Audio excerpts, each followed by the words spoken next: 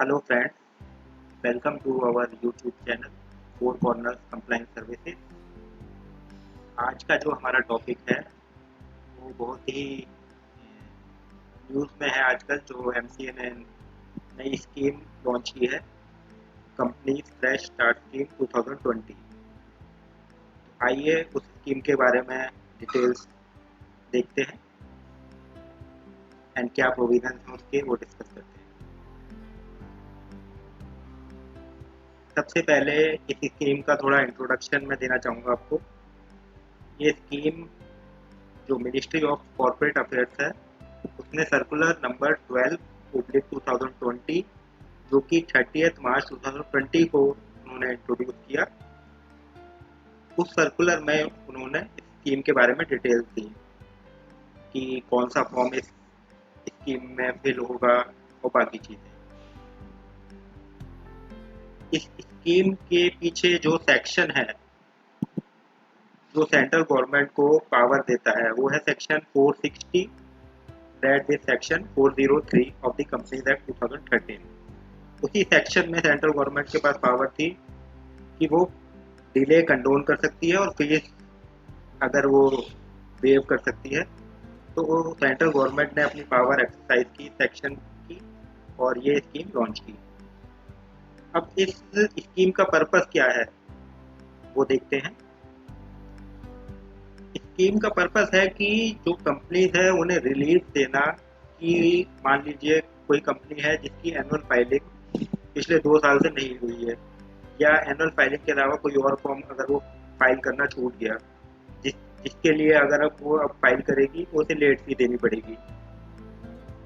तो इस स्कीम का पर्पस है कि कोई भी फॉर्म, एनुअल फाइलिंग फॉर्म हो या कोई भी फॉर्म, उसके कुछ एक्सेप्शन भी हैं वो हम आगे डिस्कस करेंगे। तो वो कंपनी इस स्कीम में वो फॉर्म फाइल कर सकती है। और इसमें सबसे अच्छी चीज़ क्या है कि जो ड्यूरेशन ऑफ द डिफ़ॉल्ट है वो कोई भी हो, कि मतलब आपका पिछले 3 साल पुराना कोई एनुअल फाइलिंग फॉर्म छूट गया या 4 साल पुराना कोई छूट गया, तो इस स्कीम में आप उसे भी फाइल कर सकते हैं विदाउट एनी लेट फीस। इसके बाद है इस स्कीम का, जैसे नाम ही आप देख रहे हैं, फ्रेश स्टार्ट स्कीम। तो ये एक अपॉर्चुनिटी है कंपनीज के लिए कि आप दोबारा से एक फ्रेश स्टार्ट कर सकते हैं अगर आप डिफॉल्टिंग कंपनी हो चुके हैं for non filing of any form. आइए इसके बाद आगे के प्रोविजंस पे चलते हैं। अब हम देखेंगे कि ये एप्लीकेबल किस पे है।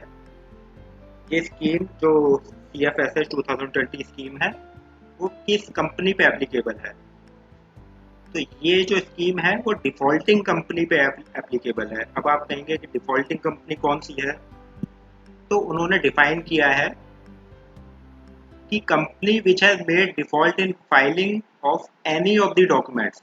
आप यहाँ पे ध्यान दीजिएगा, any of the documents, statements, returns including annual statutory documents. तो कोई भी कंपनी जिसने डिफॉल्ट किया हो किसी डॉक्यूमेंट को फाइल करने में, स्टेटमेंट, रिटर्न या एनुअल स्टैट्यूटरी डॉक्यूमेंट को फाइल करने में, तो वो डिफॉल्टिंग कंपनी है और वो एप्लीकेबल है इस स्कीम में जाने के लिए।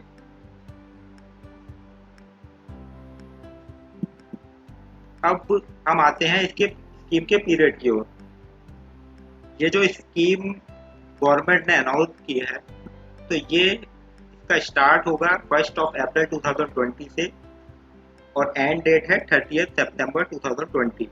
तो आपके पास 6 महीने हैं इस स्कीम में अप्लाई करने के लिए और 30 सितंबर इसकी लास्ट डेट है। तो ये एक वन टाइम अपॉर्चुनिटी है कंपनीज के लिए, बहुत ही अच्छी। तो इसमें अप्लाई करके आप अपने डिफ़ॉल्ट को ख़त्म कर सकते हैं। अब इसमें कहते हैं स्कीम में कि कुछ फॉर्म्स इस स्कीम में आप नहीं फाइल कर सकते या अप्लाई नहीं कर सकते। तो वो इन्होंने बताए हैं फॉर्म SH7 जो कि ऑथराइज शेयर कैपिटल इंक्रीज करने के लिए होता है। अगर आप कोई SH7 फॉर्म फाइल करना चाहते हैं पुराना जो डिले हो चुका है, मान लीजिए पिछले साल का कोई फॉर्म था जिसकी ड्यू डेट पिछले साल थी, वो आपने अभी तक फाइल नहीं किया, तो उस फॉर्म को अगर आप सोचे कि इस स्कीम में जाके हम फाइल कर सकते हैं, तो नहीं। उन्होंने स्पेसिफिकली मेंशन किया है कि ऐसा 7 रिलेटेड फाइलिंग इस स्कीम में नहीं होगी। और सेकंड उन्होंने जो इसमें डीबार किए हैं फॉर्म, वो चार्ज रिलेटेड हैं। जैसे CH1 जो क्रिएशन ऑफ चार्ज है, CH4 modification, CH8 CH9 satisfaction of charge. तो चार्ज रिलेटेड फॉर्म भी आप इस स्कीम में फाइल नहीं कर पाएंगे। इसके बाद हम आते हैं प्रोविजन पे जो कहते हैं कि ये स्कीम किन कंपनीज पे अप्लाई नहीं होगी। तो सबसे पहले इसमें मेंशन किया गया है वो वाली कंपनी जिनके against final notice strike off का, जो कि सेक्शन 248 में होता है, वो इनिशिएट हो चुका है ऑलरेडी, तो वो इस स्कीम में नहीं आ पाएंगी। सेकंड मेंशन किया गया है कि वो कंपनी जिन्होंने ऑलरेडी एप्लीकेशन फाइल कर दी है स्ट्राइक ऑफ की। अब इसमें मैं एक आपको बेनिफिट की चीज़ बताना चाहूँगा कि जो कंपनी ऑलरेडी फाइल कर चुकी है स्ट्राइक ऑफ की एप्लीकेशन, या ऑलरेडी स्ट्राइक हो चुकी हैं, तो उनके लिए क्या प्रोविजन है कि वो इस स्कीम में, तो इन्होंने मना कर दिया कि वो नहीं कर पाएंगी। तो उनके लिए एक सॉल्यूशन है कि वो फर्स्टली NCLT में अपनी कंपनी को रिवाइव करें। रिवाइव करके जब वो कंपनी रिवाइव हो जाए तो वो इस स्कीम में आ सकती हैं उसके बाद, और जो भी उनकी पेंडिंग एनुअल फाइलिंग होगी उसे कंप्लीट करके जो लेट फीस होगी फिर वो उस कंपनी पे एप्लीकेबल नहीं होगी। तो ये एक सॉल्यूशन है जो कंपनी स्ट्राइक ऑफ हो चुकी है या under process of strike off है। थर्डली उन्होंने मेंशन किया है कि जो कंपनी अमलगमेशन की स्कीम में जा रही है या अरेंजमेंट और कॉम्प्रोमाइज में है, उनके लिए ये स्कीम एप्लीकेबल नहीं है। उसके बाद आते हैं कंपनी जिन्होंने ऑलरेडी फाइल कर दिया है डोरमेंट स्टेटस के लिए। सेक्शन 455 में dormant status ministry of corporate affairs से फॉर्म फाइल करने के बाद डोरमेंट बना देते हैं कंपनी को। तो उन्होंने अगर कंपनी ने ऑलरेडी फाइल कर दी है एप्लीकेशन, तो वो कंपनी इस स्कीम में नहीं आ सकती। एंड लास्टली जो उन्होंने मेंशन किया है वैनिशिंग कंपनीज को, वैनिशिंग कंपनीज भी इस स्कीम में नहीं अप्लाई कर सकती। अब क्वेश्चन है कि वैनिशिंग कंपनीज होती क्या है। वैनिशिंग कंपनीज की डेफिनेशन है कि जो कंपनी इन चारों क्राइटेरिया पूरे होने चाहिए, उसके बाद ही वैनिशिंग मानी जाएगी। अगर एक क्राइटेरिया करती है एक नहीं करती तो वैनिशिंग नहीं मानी जाएगी। पहला क्राइटेरिया है कि fail to file return with ROC for a period of 2 years।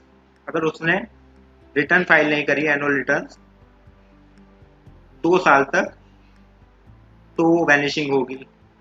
And second point, fail to file return with stock exchange for a period of 2 years,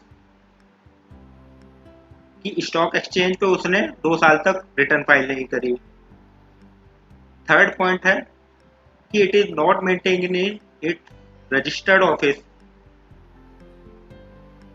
अगर वो अपना रजिस्टर्ड ऑफिस मेंटेन नहीं कर रही है उस एड्रेस पे जो कि उसने ROC को नोटिफाई करा रखा है।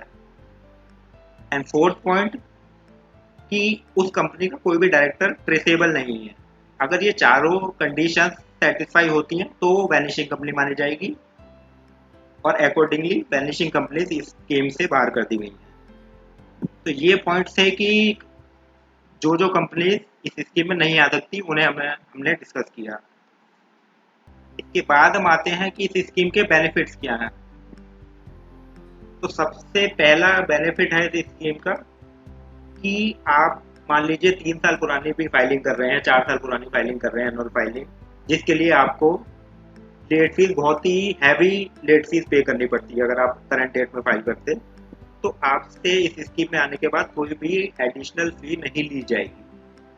खाली जो नॉर्मल फीस होती है फॉर्म की वो ही आपसे चार्ज की जाएगी। तो ये बहुत बड़ा बेनिफिट है कि आपकी कॉस्ट सेविंग के रिगार्डिंग। सेकंड इसमें बेनिफिट है कि अगर कोई प्रोसिक्यूशन या प्रोसीडिंग फॉर इम्पोजिंग पेनल्टी आपके अगेंस्ट में लॉन्च किया गया है, तो ये स्कीम उस चीज से इम्यूनिटी देती है आपको। और इम्यूनिटी पूरे प्रोसिक्यूशन से नहीं देगी, उतने उस पोर्शन से देगी जिस पोर्शन पे डिले पर्टेन करता है। तो कंपनीज इस स्कीम में आके अपने को कंप्लेंट कर सकती हैं। इसके बाद हम डिस्कस करेंगे कि जो immunity ministry of corporate affairs देगा इस स्कीम में, उससे रिलेटेड प्रोविजंस क्या क्या हैं। तो सबसे पहले हम डिस्कस करेंगे कि उन्होंने बताया कि इस स्कीम में आने के लिए इम्यूनिटी जो हम लेंगे, उसे लेने के लिए फॉर्म CFSS 2020 फाइल करना पड़ेगा इलेक्ट्रॉनिकली MCA को। और जो फॉर्म फाइल करना होगा वो after closure of the scheme, और जब डॉक्यूमेंट्स MCA अपने रजिस्ट्री में ले लेगा। और उन्होंने यहाँ पे ये भी मेंशन किया कि not after 6 month from the closure of the scheme, कि जो ये फॉर्म CFSS 2020 फाइल करना है वो स्कीम क्लोज होने के 6 महीने के बाद नहीं कर सकते आप, within 6 month from the end of the closure of the scheme. इसके बाद उन्होंने बताया कि CFSS 2020 जो फॉर्म फाइल होगा इलेक्ट्रॉनिकली MCA को, उसकी कोई भी फीस चार्ज नहीं की जाएगी। इसके आगे हम डिस्कस करते हैं कि जो इम्यूनिटी होगी वो किन किन केसों में एप्लीकेबल नहीं होगी। तो पहला केस इस सर्कुलर ने बताया कि अगर कोई अपील पेंडिंग है before any court of law, तो इम्यूनिटी नहीं मिलेगी उस कंपनी को। सेकंड, उन्होंने बताया कि अगर कोई कंपनी का मैनेजमेंट डिस्प्यूट है pending before any court of law, तो वो इम्यूनिटी नहीं ले सकती कंपनी। थर्ड, उन्होंने बताया कि वो केसेस जिसमें कोर्ट ने कन्विक्शन ऑर्डर किया है या पेनल्टी लगाने के लिए कोई ऑर्डर इम्पोज किया है और अथॉरिटी ने, और उसके अगेंस्ट में कोई अपील प्रेफर नहीं की गई, तो आपको इम्यूनिटी नहीं मिलेगी।